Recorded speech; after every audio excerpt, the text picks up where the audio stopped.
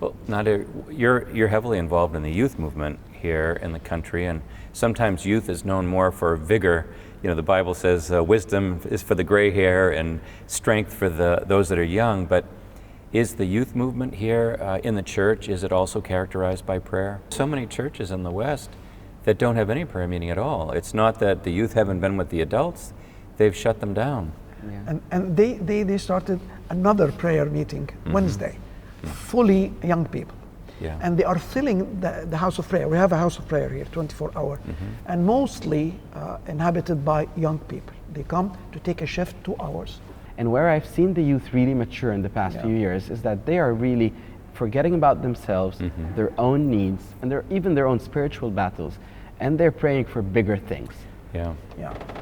You know, when you talk about the youth, ahead of our conversation, you mentioned that there's a passage in Timothy that's one of the drivers for you when you think about the youth. And I mean, just the fact that we're talking together, it says a lot about the confidence in the next generation. What was that passage? It's when Paul was telling Timothy, you know, do not let people undermine your age. And this makes a lot of sense in our culture. We share the same culture as Paul and Timothy were living in. When you're younger in our Middle Eastern culture, your words count for less, and your opinion doesn't really matter. But Paul was telling Timothy, do not let this affect you. Be an example.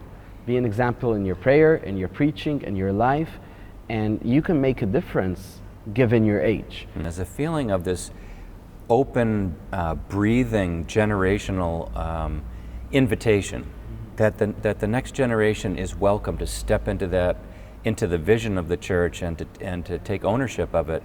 There's a synergy and a sense of mutual respect that's really, it's really beautiful to witness. Yeah. Like when God told Joshua, just as I was with Moses, I will be with you.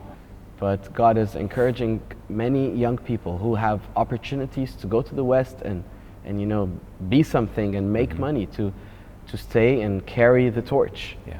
And we have been passed on the baton many times, and in some sermons Pastor Sameh would hold a baton and say to the young generation, pick it up. You don't have to wait for us to leave so that you guys can step up.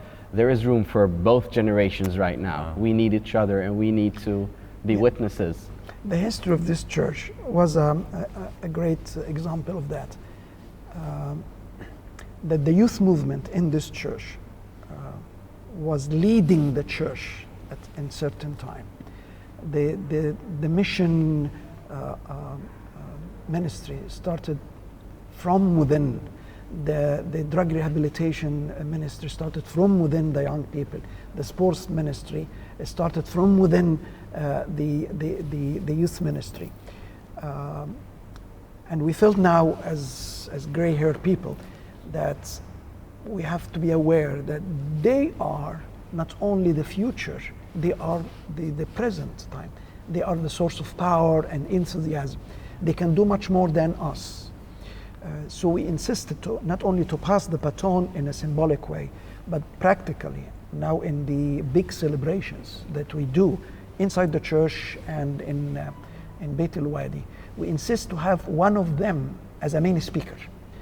So we are insisting, yes, to have this passing the baton, to run with me, and then you run in front of me.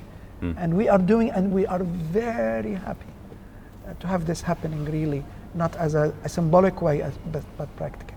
And the people are very encouraged because they have more communication skill than us, so why not?